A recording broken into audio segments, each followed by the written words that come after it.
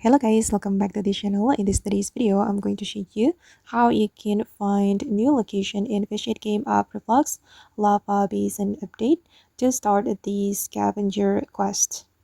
Okay, first of all, you need to spawn your boat, and let me show you the Scavenger hunt quest. Okay, this is the quest from new NPC, and then I'm going to show you guys how you can find the new location and meet the new NPC from the Lava Basin update.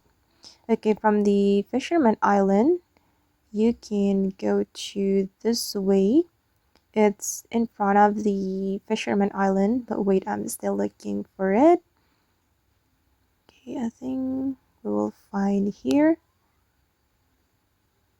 Okay, wait guys, I'm still looking for it. Okay, and this is the new location, the new laboratory location, and you're going to find the new NPC in this room, the scientist NPC, and then you can start the scavenger hunt quests. You need to find 4 cores and use all of them, and I'm going to show you guys how you can find the course in the next video, so don't forget to check my next video. Okay guys, and that's how you can find the new location in Fish It Game of Roblox Lava Basin update. I hope this video will be useful for you. Thank you so much for watching, and bye.